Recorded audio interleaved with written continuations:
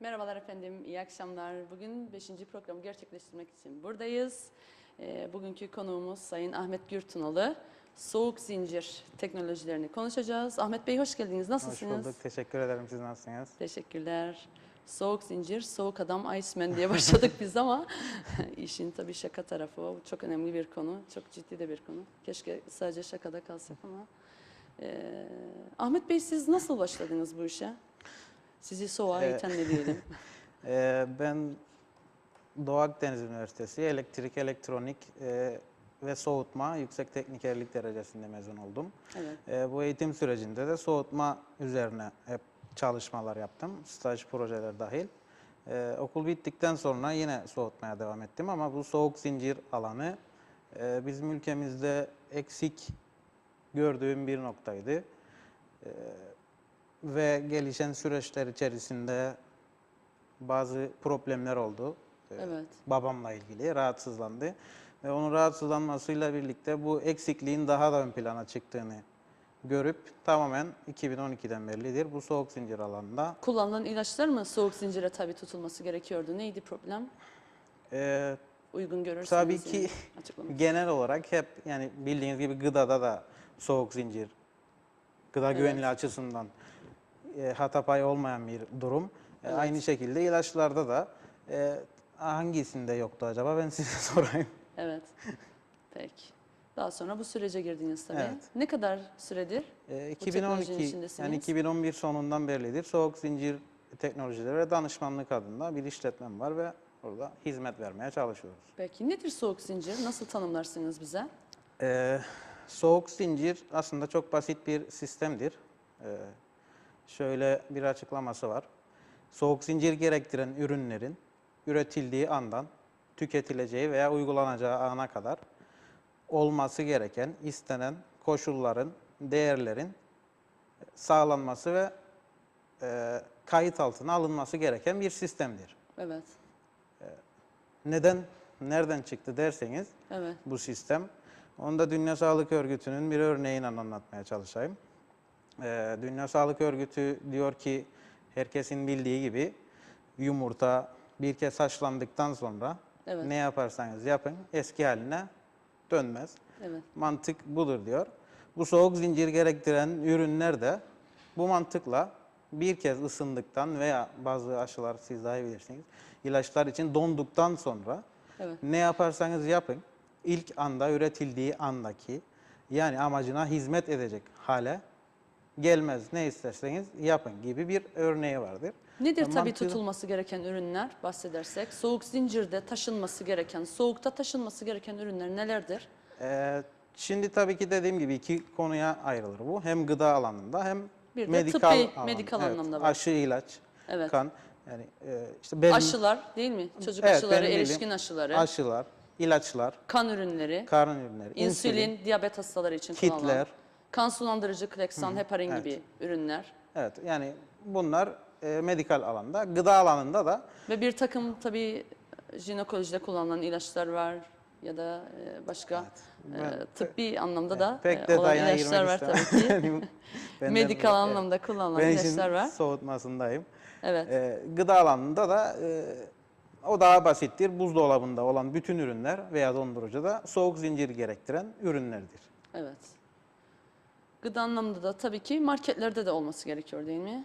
O zaman düşündüğümüzde Yani soğuk zincir. tanımını yaptığımızdaki gibi Yani yumurta, tavuk tüketileceği değil mi? ana- Hayvansal etler, evet hepsi. süt ve süt ürünlerini düşündüğümüz süt ürünlerini düşündüğümüz zaman. Evet, işte yani buzdolabında yoğurt. olan tüm ürünler soğuk zincir sürecini Seyircilerimizin daha iyi hakim olması için daha açıklamalı gidiyorum ki evet. detay önemlidir çünkü. Neler Yani bu soğuk zincire tabidir çok diye. basittir aslında. Yani dediğim gibi marketlerde falan da buzdolabındaysa bir ürün o soğuk zincire tabi olan bir üründür ve soğuk zincirin kırılmaması gereken bir üründür. Evet, soğukta muhafaza etmemiz Evet. gereken gıdalardır bunlar ve Doğru. ilaçlar vardır tabii ki. Evet, doğru. Bunlar bizim için önemlidir. Peki nasıl çalışır bu sistem? Üretimden başlar tabii bu evet. sistem ilk aşamada. Üretimden tüketime kadar tanımında olduğu gibi. Yani tanımı çok kısa ve basit gibi ama aslında çok uzun ve karışık bir sistemdir bu. Aslında tarım gibi. Tarladan sofraya sofraya önümüze gibi. gelene kadar. Evet. Bütün sistemler böyle. Evet. Yani en başından son aşamaya hastaya uygulanacağı safhaya kadar ana kadar. Evet. tüm aşamaların bu soğuk zincirde Sisteminde evet istenilen yani tanımdaki gibi istenilen koşullarda olması gerekir. Çok karışık olduğu için yani neredeyse sektör içinde sektör oluşmaya başladı.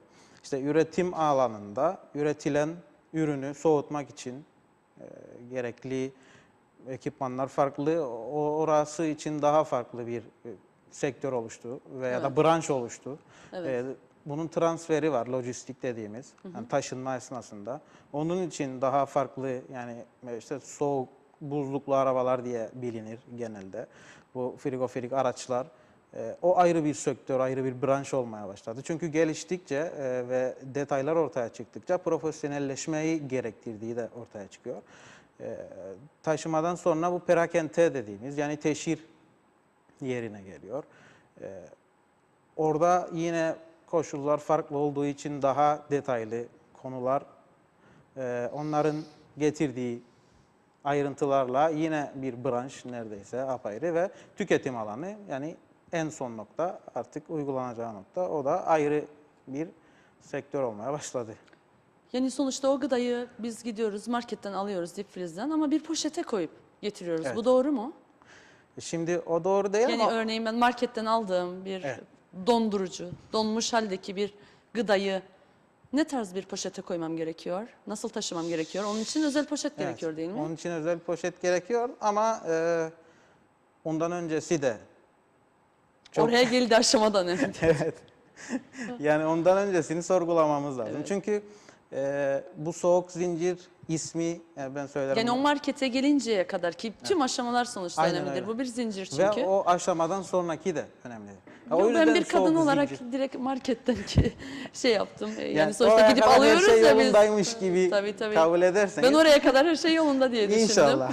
İnşallah. evet o zaman daha farklı poşetler izotermal poşet dediğimiz yani izoleli olan Evet. dış havayı biraz daha izole eden ve soğukluğunu korumasına yardımcı olan poşetler vardır. Onlarla taşımamız. O zaman bizim marketten aldığımız sonuçta donmuş bir gıdayı eve götürene kadar çözülmüşse hemen biz onu kullanmamız gerekiyor değil mi bu durumda?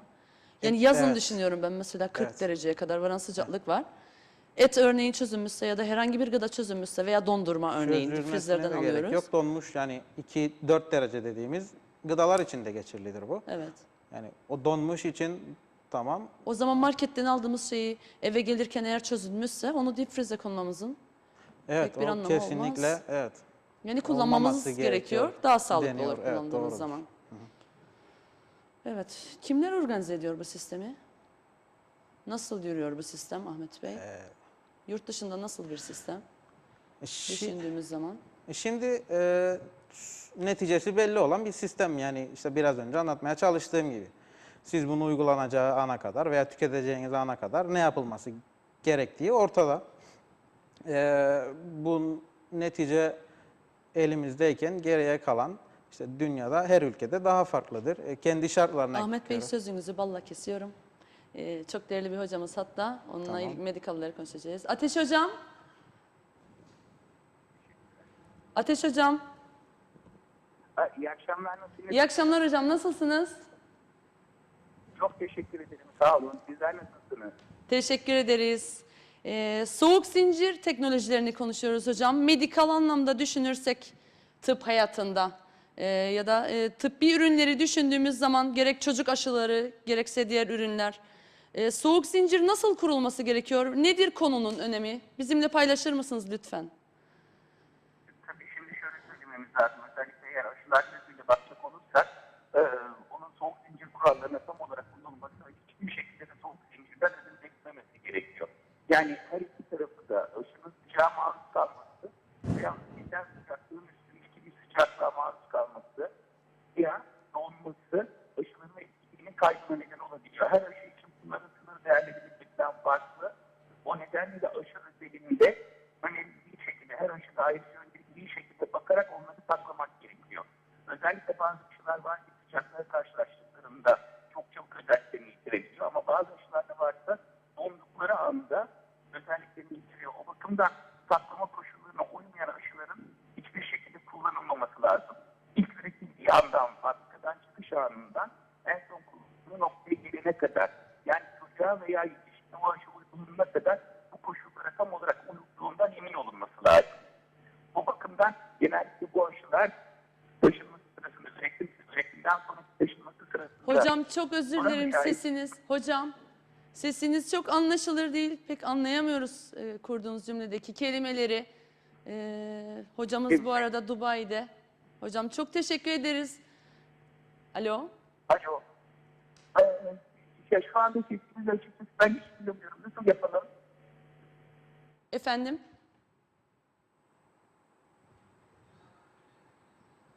Tamam. Hocam tekrar size bağlanacağız. Evet. Hocamız Dubai'de. Biraz Bu yüzden iletişimde zor oldu. Tamam. Evet, medikal anlamda hocamız anlatacak. Hocamız Hacettepe Üniversitesi'nde öğretim üyesi. Anladığım bir cümle vardı hocanın söylediği. Soğuk zincire tabii tutulamayan ürünler, tabii tutulmaması eğer diyor, kesinlikle kullanılmaması Evet. gerekiyor. Tüm tıbbi malzemeler tabii ki, tıbbi ilaçlar çok önemli bunun için. Evet, Çünkü işte- soğuk zincirden çıktığı anda ürün tamamen zaten Dünya Sağlık Örgütü ne diyor Evet. Ahmet Bey? Dünya Sağlık Örgütü bu konuda korunma ve kayıt altına alma noktasında mecburiyet getiriyor. Ve diyor ki işte biraz önce anlattığımız gibi yumurta meselesinde bu korunmadıysa ve kayıt altında değilse, yani bunun ispatı yoksa ve bir yerde bir şüphe varsa, bu söylediğimiz iki nokta arasında Tek üretim şüphe ve yeterli zaten. evet, imha etme İmha hakkını edilmesi ve gerekiyor. evet, imha etme hakkını zaten bunları yapanlar doktorlarımız ve hemşirelerimizdir. Yani eninde sonunda uzman bir kişinin eline gidiyor bu aşı, bu ilaç. Orada o onun kontrolünü, denetimini yapıyor. Herhangi bir şüphesi varsa onu imha edebilir. Evet. O zaman biz baktığımız zaman bu ürünler gerek gıda gerekse medikal anlamda tıbbi ürünler adamıza gelişi çok önemli. Bunların havaalanında ve gümrükte tutulması çok önemli değil mi? Evet, evet. Bütün süreçler önemli. Bu süreçler önemli. Depolara gidişi çok önemli. Hastanelere, eczacılık dairesini düşünürsek tüm Evet, aşamalar. Şimdi ben hepsini kafamda canlandırmaya çalışıyorum. Evet. Sağlık merkezlerine ve hastanelere gitmesi çok önemli. Oradan hastanelerde muhafaza edilme şekli çok önemli.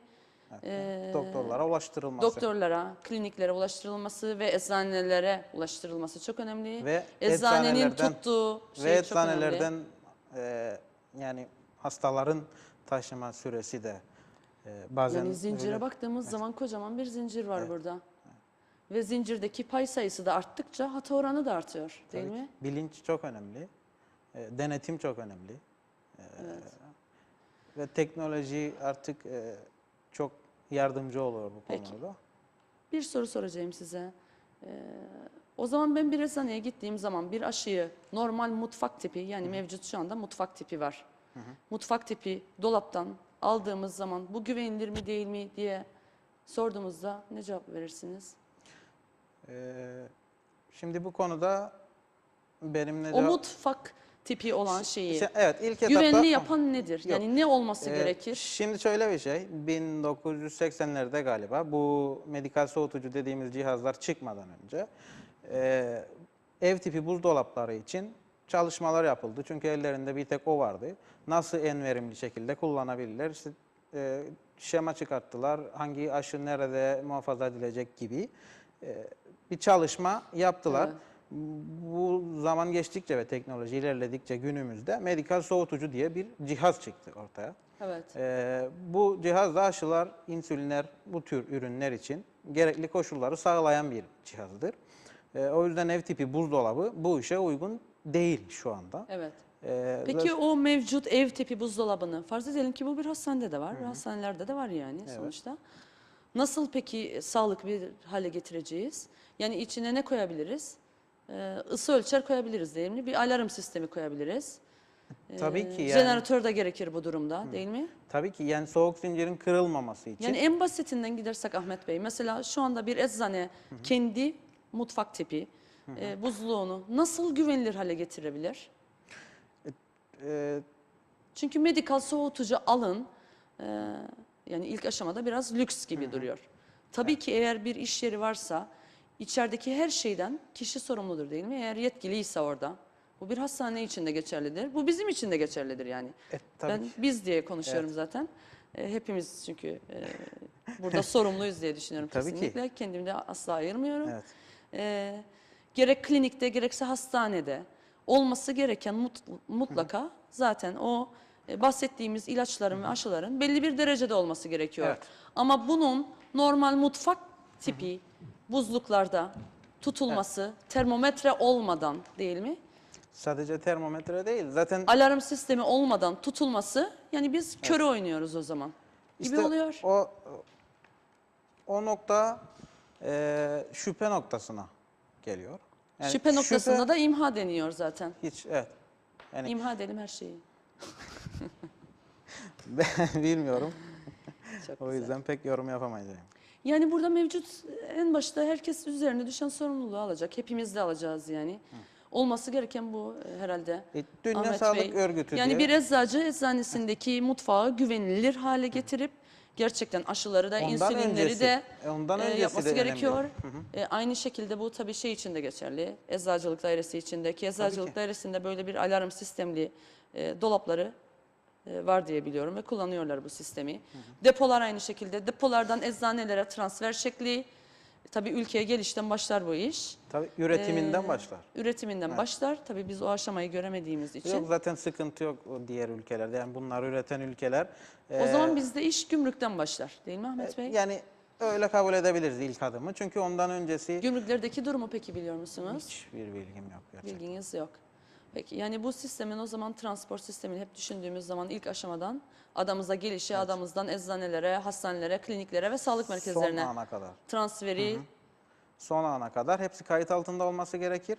Evet. Ve işte bunu son uygulayacak olan doktorumuz ve hemşiremiz kimse ona ben CV'si derim. Baktığında CV'sine, o aşının özgeçmişine hiç şüphesi olmaması lazım. Yani en üretildiği ana, en baştan o eline aldığı ana kadar tüm kayıtlar olması gerekir ve istenilen derece 2,8 derece ise 2,8 derecenin dışına çıkılmadığını tespit etmesi gerekir. Onun dışında şüphe varsa imha etme en doğru karardır diye. Peki Dünya biraz Sağlık Örgütü. örneklerden bahsedersek yurt dışı nasıl bu konuda? Bir Avrupa ülkesi Yurt dışı, veya Türkiye. şimdi dediğim gibi sonuç belli. Soğuk zincir kırılmasın. Bunu gelişen teknolojilerle değerlendiren ülkeler var kendi şartlarına göre. Çok sıcak ülkeler bizim gibi mesela daha hassas, daha denetimli ve teknolojilerden daha fazla yardım alarak Türkiye örneğin uzaktan takip sistemi diye bildiğim kadarıyla bir sistem kurdu ve merkezden tüm dolapları mecburi kıldı. Bu cihazı da dolaplara entegre edilmesini ve oradan merkezden tüm aşıların, dolapların derecelerini kontrol ediyor. Herhangi bir olması gereken durum dışına çıkıldığında merkezden uyarı alıyor ve o da hemen uyarısını nereden geldiyse o alarm oraya yapıyor. Gerekirse imha ediliyor. Evet, ben tıbbi anlamda biliyorum. Videosu da kamu spotu olarak hazırlanmıştı Türkiye'nin. Yani 72 ilde hastane ve sağlık merkezlerine Ankara'dan itibaren bir ağacın dalları gibi düşünün. O Doğrudur. frigorik araçlarla tamamen bilgisayar sistemi üzerinden eczanelere kadar hatta eczaneler de dahil. Burada barkod Herkes sistemi takip de var ediliyor orada, barkod evet. sistemiyle. Yani Her hem şeyi barkod görüyorsunuz sistemi zaten. hem sıcaklık takip sistemi. Evet. İkisi Çok birlikte güzel bir entegre sistem kurdu edilmiş. Türkiye bu konuda Evet. ve zaten bazen işte bir takım hatalar olduğunda da hemen zaten medyaya yansıyor, haberlerde görülüyor. Tabii Bu ki kadar çünkü aşı sürekli imha gözetim edildi diye. altındadır. Sürekli Evet. gözetim altında. Ya dün veya bir önceki gündü işte Güney'de de grip aşısıyla ilgili bir haber okuduydum ben. Onlar da 2012'de galiba getirmişler ve bilmem kaç bin euroluk bir aşı atmışlar. Hem doğru saklayamadıklarından hem tarihi geçtiğinden Evet. o aşıları imha etmişler yani. Evet.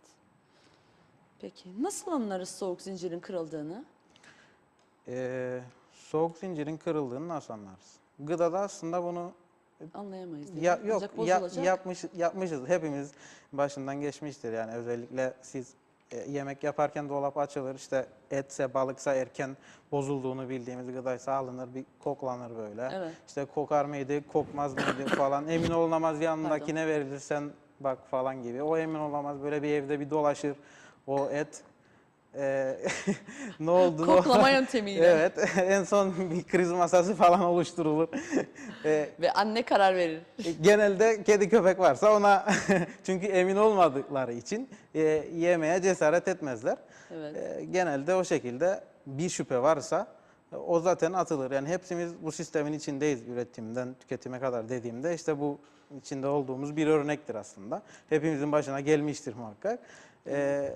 O yüzden nasıl anlarız? Bu teknoloji, bu cihazlar, bu indikatörler kullanılması gerekir. Bilgi çok önemli. Yani aşıda ben size bunu söyleyebilirim. Bizim başımızdan geçen ve tecrübemiz şudur. Çocuğa aşı yapılmıştır. Çocuk o hastalığı geçirir. Bir çocuğa aşı yapıldığı zaman %100 geçirmeyecek diye bir şey yoktur. Evet. Çok hafif geçirebilir ki biz buna modifiye ederiz. Mesela su çiçeği. Ya da hiç geçirmez. Yani iki seçenek vardır. Ya çok hafif ya da geçirmez. Aşılı bir çocuk 2 tane yapılmış mesela diyelim ki su çiçeği. 13 aylıkta yapıyoruz, bir de 5 yaşında yapıyoruz. Yapılmışsa ve bildiğimiz böyle su çiçeği asıl hastalığını, semptomlarını gösteriyorsa o zaman biz o yapılan aşıları oturup düşünmeye başlıyoruz. Çünkü aşılarda bir sorun var. Şimdi yapan kişiyle ilgili bir sorun olabilir mi? Yok. Yapan kişi ancak ne olabilir? Hijyen kurallarına uymazsa çocuğun mikrop kapmasına sebep olabilir. O da orada zaten işte lokal reaksiyonlara sebep olabilir. Onun haricinde bir şey yapmaz. Ama bir aşı eğer kişi aşılanmışsa ve o hastalığı normal hiç aşılanmamış çocuk gibi yine geçiriyorsa o zaman kocaman bir soru işareti düşünüyoruz. Evet. Nitekim okullarımızdan birinde olmuştu böyle yaklaşık 80 kişi de su çiçeği. 80 kişiden. Evet. Evet. O zaman da böyle bir soru işareti geliyor. Şimdi 80 kişinin de su çiçeği aşısızı yapılmamış olma ihtimali yok. Öyle bir ihtimal yok yani. Yani belki bir sefer yapılmıştır bazılarına. Aşısız olanlar da olabilir. Ama Ama 80 değil. 80 kişinin olması imkan ver. Yani tıbbi bilgimle ters geliyor mantığıma. O yüzden daha çok bizde düşündüğümüz şey şudur. Eğer o kişi çok sağlam bir şekilde hastalığı geçiriyorsa aşılı olmasına rağmen o zaman aşının o soğuk zincir transport sisteminde bir sorun olmuştur demektir. Yani o aşı inaktiftir. İşe yaramadığı için de kişi hasta olmuştur. Bu kadar basit. Yani bizim anlama metodumuz bu mu? Soğuk zincirin kırıldığını demek istersiniz. Evet, şu anda yani benim için öngörebileceğim budur. İyi. Yani şu anda benim yapabileceğim ya da mevcut imkanımla görebileceğim budur. Tabii gıda bazında düşündüğünüzde tabii gıda bazında olan en önemli şey şudur Ahmet Bey. Zehirlenmeler. Evet. Geçen yıl falan olmadı ama ondan önceki yıl oldu. Gıda zehirlenmeleri olur toplu. Evet. Nerelerde olur? İşte Düğün yemeklerinde tabii falan. düğün yemeklerinde olur, düğün pastalarında olur. Hele Okul düğün kantin, pastası okul kantin. mikroplar için tam bir cumhuriyet ortamıdır. Yani o pasta tatlı ürün zaten mikrobun üremesi için birebirdir. Evet. Ya da yumurtalar işte onun muhafaza ortamı çok Yağlar. önemli. Zaten düğünlerde açıkta 3-4 saat pastanın tutulması bile zaten kesinlikle sağlıksızdır, uygun değildir. Okul Bu kantinlerinde yüzden falan da yani okul kantinlerinde aynı şekilde Türkiye'de yani falan basın açık. bir zehirlenmeyi en azından aksi ispat edilinceye kadar soğuk zincire rivayet edilmediği için zehirlenildi diye düşünebiliriz aslında. Çünkü ürünlerin soğuk zincirde tutulmadığı için mikrop kapması üzerine böyle bir şey olur. Bakteri üremesi yani gıda Tabii bakteri üremesi mühendislerinin olur. söylediği 20 dakikadır örneğin bir etin dışarıda ortam sıcaklığında bu da 24 dereceye denk gelir. Evet. Yani bırakın bizim yazımızda 50 dereceleri 24 derecede 20 dakika gibi bir süre verirler. Yanlış hatırlamazsam gıda mühendisleri. Onun dışında artık insan sağlığına zarar veren bakteri üremeye başlar ve üremeye de devam eder. Bu da işte en basit yoluyla benim bildiğim ya besin değerini kaybeden bir gıda tüketmiş Böyle olur. olaylarda çok var Ahmet Bey. Düğünde yedik zehirlendik. Sünnet töreninde yedik Ama hep zehirlendik. hijyenden diye düşünülüyor. Okulda evet hep hijyenden diye düşünülür. Tabii ki orada hijyen kuralları da çok önemlidir. Evet. Ama Tabii ki. orada zaten soğuk zinciri tutan ve hijyen kurallarına uyan bir insanın böyle bir şey söz konusu değil. Tabii ki yani soğuk zincir Yani sadece kirlenmesi değil zaten orada. Zaten o el teması tabii bunlar da çok önemlidir ayrıca. Evet. Ama zaten soğuk zincire uyulduğunda paralel oranda hijyeni de uyulmuş olur. Çünkü o iki denetim birbirine bağlantılıdır. Evet ve bu zaten onun bir üstüdür. Evet.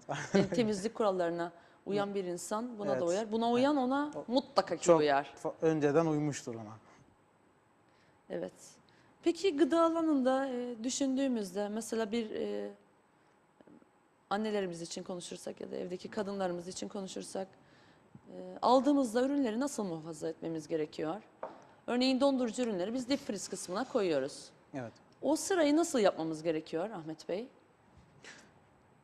Şimdi Yani belli bir sıra var mı mesela peynirler için, şeyler için, hellimler için ya da yoğurt ürünleri için belli bir sıra var mı? tabii ki hepsinin kaç derecede Üzerinde yazıyor değil mi? kaç derecede saklanacağı üzerinde vardır. Ama dediğim gibi yani sadece bizim evdeki buzdolabında nasıl saklayacağımız önemli Her değil. şeyi biz güvenli kabul ettik şimdi Oraya Ahmet kadar Bey. tamam. Evet. Biz her şeyi güvenli kabul ettik.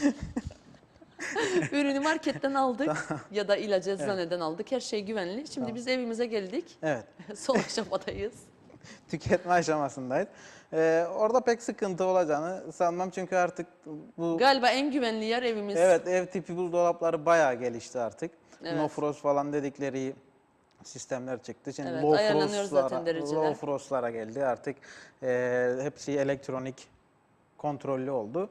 Orada pek sıkıntı yaratmaz. Öncesi tamamsa rahatça tüketebilirsiniz. Peki. Ahmet Bey mesela bizim şöyle bir alışkanlığımız var. İlaçları falan aldığımız zaman dolaba koyarız mesela ya o yumurtaların olduğu kısma ya da onun altında rafçıklar var sağda. Evet. Sağ ilk baştaki ilk iki rafı söylerim. Oranın derecesi kaçtır ve uygun mudur acaba orası?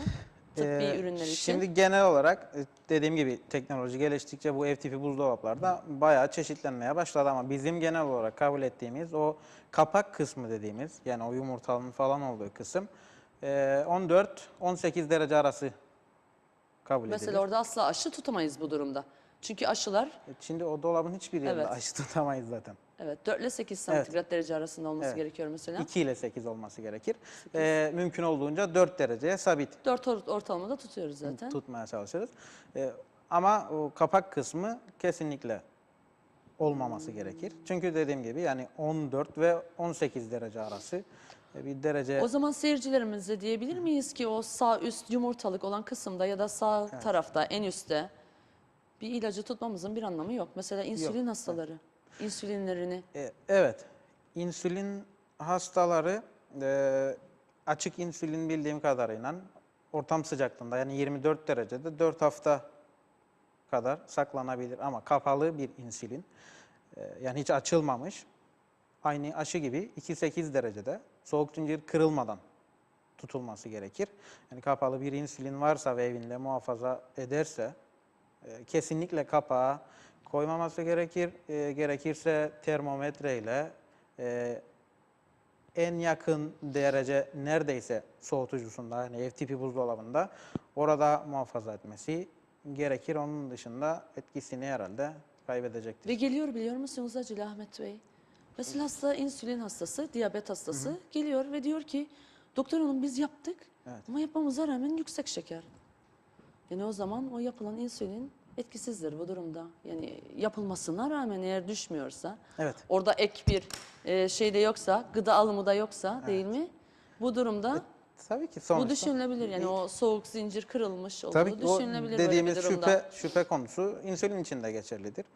Yani herhangi bir yerde takibi yoksa, kaydı yoksa, kaç dereceye çıktığını bilmiyorsak ve şüpheli duruma düşüyorsa kullanmamaları daha uygundur. Peki yapılması gereken yasalar nelerdir Ahmet Bey? Yasa var mı bizde soğuk zincirle ilgili bir yasamız? Benim bildiğim yok. Türkiye'de ve Avrupa'da var. Sizin Evet, bildiğiniz genelgeler varsa var bizde. genelgeler. Bildiğim kadarıyla genelgeler var. Sağlık Bakanlığı'na ait genelgeler ve o genelgeler dağıtılıyor eczanelere ve hastanelere ve o şekilde transport ediliyor. Yani soğuk zincir o şekilde yapılıyor ama yasal anlamda Şimdi yasal anlamda ben işin içinde oldukça bu yasal anlamda kısmını siz artık neler yaşadınız bu soğuk zincirle ilgili? Onları paylaşır mısınız bizimle? Yani ilk ne bakımdan? bu işe girdiğiniz zaman sonuçta soğuk zincirle ilgili ürünlerde İşte bu konuştuğumuz bütün sıkıntıları biz yaşıyoruz halen daha. Yani bu konuştuğumuz bütün konular, işte kayıt cihazları, indikatörler, termometreler, uzaktan takip sistemleri, aşı nakil kapları gibi bir sürü soğuk zincir teknolojisine giren ürünler var. Biz onları getiriyoruz. Danışmanlığını yapmaya çalışıyoruz. Sıkıntı bayağı var. Çünkü işte biraz önce siz de anlattınız.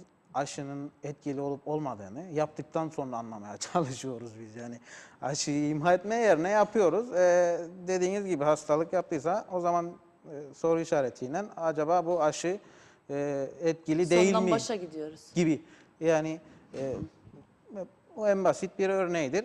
Arada yaptığımız işler de var tabii ki. Kan bankasına yaptık. Kan Evet. saklama dolabı.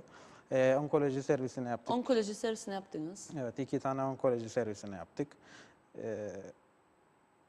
Bunun dışında son birkaç gün önce En azından kanser tedavisi gören hastalarımızı biliyoruz ki evet, güvenli bir şekilde Özlem tedavilerini hocamızın bayağı görüyorlar. bir Özlem Hanım'ın burada çok büyük çabalarıyla, emeği var. evet, tamamen Çok onun teşekkür ederiz inisiyatifiyle. kendisine. Tabii ki. Yani onun çabalarıyla olmuştur.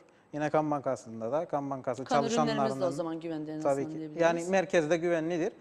Oradan alıp götürülme aşamasıyla ilgili pek de öyle rahat konuşamayacak. Yani Oradan alındığı zaman o zaman o Yerine karanın ürünün götürürken yine nasıl aynı olur? şekilde Tabii ki. transport edilmesi gerekiyor değil tabii mi? ki yani Yani soğuk zincirde taşınması gerekiyor. evet. Ve 2-6 derece. Mesela aşı 2-8'dir, kan 2-6'dır.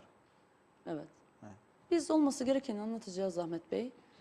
Gerçektir her zaman üstün olan ve en doğru olan. Yani biz bildiklerimizi paylaşmaya çalışıyoruz. Evet. Doğru olan neyse biz onu anlatacağız. Yardımcı olabiliriz. Bunun için buradayız biz. Gerçekleri ve doğruları konuşmak için. Evet. Bize savaş açmayan da kimseye savaş açmayız zaten. Öyle bir tavrımız da yok asla. Evet. Ama doğru olan neyse bizim için çok önemli. Çünkü ben şahsen kendi çocuğuma yapılan aşının etkili olmasını ve başkalarının çocuğuna da yapılan aşıların etkili olmasını isterim. Bir eczacı da bence bunu ister. Bakanlıkta çalışan bir yetkili de bunu ister. Herkes bunu ister. Yani doğru ve güvenilir ilacı kullanmak ister, aşıyı yapmak ister. Aynı bu şekilde ilaç- bir diyabet hastası da her şeye güvenir ve alır ve onun da öyle bir şey de yoktur aslında düşünürseniz. Yani hastaların ve insanların öyle bir şeyi de yok, sorumluluğu. Yani sorumluluğu Tabii ki. yerine getirmesi gereken kurumlar zaten Tabii biz. ki. Evet. Belliyiz. Yani bellidir Doğrudur o. zaten yapılması gerekenler burada. Hangi kurumların hangi sorumluluğu üstlenmesi Evet. gerektiği çok açık ve net bellidir. Tabii ki yani Evet. bu her yerde olduğu gibi bizde de olması gereken bir durumdu. Yani ya en başta da daha önce de söylediğim gibi sonuç belli, ne istenen, ne yapılması gereken bu bilinmez bir olay değil. Yani ortada ne yapılacağı. Sadece bunu düzenleyip ülkeye uygun bir şekilde belki yasa, belki yönerge, genelge bilmiyorum artık ama onu yapıp takibinin yapılması. Peki. Biraz şeyleri de getirdiniz tabii. Şeyler bahsederseniz bize o İşte hep medikal araçlarımızdan. konuşurken bahsettiğimiz bu kayıt şüpheyi ortadan kaldıran konular için bazı bunlardan çok daha fazla çeşitler var. Bunlar birkaç Onu tanesi. kaldırıp bir gösterirseniz o elinizdeki nedir Ahmet Bey? Örneğin bunu kaldırabiliriz. Nasıl yapalım? Bu ısı takip ısı ölçer. Evet, data logger dediğimiz sıcaklık ve nemi kaydeden bir cihazdır. Evet. Pille çalışır. Hem lojistik kısmında kullanılabilir hem de normal işte soğutucularda kullanılabilir. Hem anlık üzerinden görünür hem de bilgisayarda geriye dönük olarak kayıtlar, yani o şüphe kısmını ortadan kaldırması için herhangi bir anda, hani işte siz aşıyı yapacaksınız biraz önce dediğiniz, Evet. bir anda şüpheye düştünüz. Bu cihaza bakarak verileri alıp evet bu soğuk zincir kırıldı veya kırılmadı gibi yorum yapabilirsiniz. Aynı şekilde bu da data logger dediğimiz gene sıcaklığı kaydeden parçadır. Burada da şüpheyi ortadan kaldırmak için kullanılan cihazdır. Normal basit bir termometre, yani herkesin özellikle bu insülin gibi kullananlar bunları altta soğutucusunda aşısının yanında kontrolünü yapması için gerekli bir üründür. Bu gıda için konuştuğumuz izotermal poşettir. İçerisi izolasyon malzemelidir. Donmuş gıdanın erimemesi, soğuk dediğimiz yani 2-4 derece ürünlerin de erken ısınmaması Evet. için kullanılan. Herkes evine böyle bir poşet alıp değil mi? markete gittiği Tabii ki. zaman Yani dondurulmuş çok ürünleri aldığı daha zaman sağlıklı azından, bir şekilde taşıma. o zaman o ısı da hep Yapabilir. taşınıyor değil mi? Soğuk zincirde eve kadar taşınıyor Tabii bu. ki yani izole olan bir üründür. Şimdi hiç izolesi olmayan bir poşette taşımaktansa en azından izolesi olan bir poşette taşımak çok daha avantajlıdır. Dediğim gibi yani bunlar birer örnekleri. Bunlar gibi çok çeşit teknolojiler sürekli gelişir. Uzaktan En takip baştaki çanta bu insülin içindir. insülin hastalarının Evet. kullanacağı. Buz akülüdür iki tarafında. Orta yerine de insülin konur ve soğuk zinciri kırmadan özellikle kapalı yani hiç açılmamış insülinler. İnsülin zaten hastane eczanelerinde satılır. Dışarıda eczanelerde satılmaz bildiğim kadarıyla. O zaman hastane eczanelerinde Bilmiyorum. ya kişiler böyle bir şey edinecek değil mi? Çünkü Kişiler yaz böyle bir şey aylarında, edinecek. evet. Özellikle yazın Yaz düşündüğünüz aylarında zaman. yani 24 derecelerde 4 hafta dayanabilir ama bizim yaz aylarında 24 dereceyi de bulabilmemiz için böyle bir destek Evet, gereklidir. kulaklığımda durmadan düşüyor Ahmet Bey. Kusura bakmayın. Evet. Demek ki yapılması gereken. Rum tarafında sistem kurulmuştur değil mi? Avrupa Birliği'nde sonuçta. Tabii ki. Yani Türkiye'de de öyle, Rum tarafında da öyledir. Soğuk zincirin kırılması ve kayıt altına alınması bir kuraldır ve bu tespit edildiğinde imha edilir. Bunun dışında işte dediğim gibi sürekli teknolojiler gelişir ve bu teknolojileri de mecburiyet kapsamına alırlar. Evet. Onunla birlikte denetimleri artırırlar sürekli.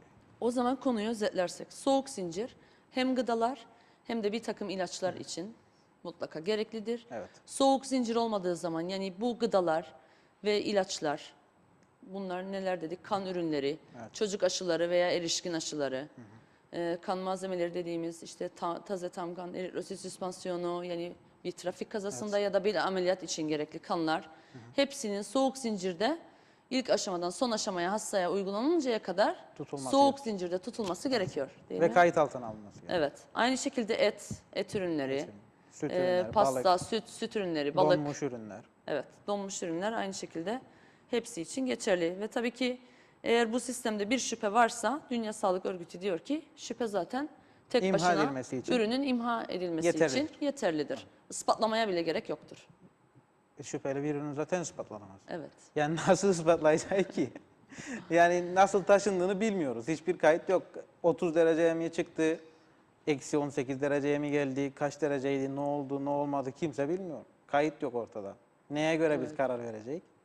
O zaman imha edelim diyorlar örgütler. Evet, tabii yasal anlamda yapılması da gerekenler var ülkemizde. Soğuk zincir yasasında bir an önce geçirilmesi gerekiyor. Çünkü soğuk zincir yasası yok. Soğuk zincir yasasından tutun da genelgeler var tabii ki bunun için. Ama bu genelgeler tek başına yeterli mi? Onu ayrıca tartışmak gerekiyor. Tabii ki bu aşıları ve gıdaları da kullanmak çok önemli. Neler diyeceksiniz son olarak Ahmet Bey? Bilinç önemli bence. Evet. Yani çünkü sonuçta herkes bir noktada da denetleyici olabilir, özellikle gıdada. Bilinçlenmek, denetimlerin artması ve bu teknolojilerden yararlanıp daha sağlıklı hem gıdada hem medikalde. Bu ürünler pahalı mı? Yani örneğin değişir. bir diyabet hastamız o çantayı almak istese çantalar ne kadar? Çantalar buz aküleriyle birlikte 50 TL'dir. Evet. Ve bir sefer alıyor bunu sonuçta hasta değil mi? Tabii ki. Ne kadar kullanıyor onu? Ne kadar süre kullanabiliyor? Kendine bağlı. Kendine Ne bağlı. kadar dikkatli kullanırsa o kadar uzun Yani kullanır. onların bir ömrü yok değil mi? Tabii ki. Yıpratmadığımız sürece. Evet. Evet. Şeyler de pilli, elektrikli değil. Çünkü elektrikler kesildiğinde işe yaramaz. Bu yüzden pilli. Tabii ki. Yani hem elektrikler kesildiğinde hem de transport kısmında, yani lojistikte bu frigoferik araç dediğimiz buzluklu araçlarda da veya da sadece çantalarda, yani özel aşılar veya gıdalar için köpüklerde falan taşındığında da bu kayıt cihazlarıyla kayıtların alınması gerekiyor. Evet. Evet. Gerek gıdaların, gerekse medikal malzemelerin, tıbbi ilaçların, kan sulandırıcıların, bir takım ilaçların, soğuk zincire tabi tutulması gereken ilaçların mutlaka bu şekilde taşınması gerekiyor. Yani soğuk zincire mutlaka uymamız gerekiyor. Uymadığımız zaman ne oluyor?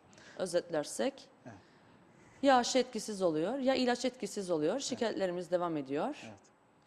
Ya takılan kan işe yaramıyor, Evet. kan değerimiz bir türlü yükselmiyor. Gıdada eğer zaten Besin- soğuk zincire uyulmamışsa Evet. ya zehirleniyoruz. Ya da besin değeri olmayan Evet. şeyler yemiş. Tam zıtlarını da anlatalım da Evet. bu tarz şeyler olduğu zaman insanların en azından farkındalık gelişsin. Niçin işe yaramadığı ya da neden Tabii ki. zehirlendik gibi düşündüğümüz zaman Bütün maksadımız, bunları da evet, tamamen soğuk zincir. Soğuk Tabii çok ki. önemliymiş. her zaman için. Peki. Evet efendim bir programımızın daha sonuna geldik. Gelecek hafta başka bir konukla görüşmek üzere. İyi akşamlar.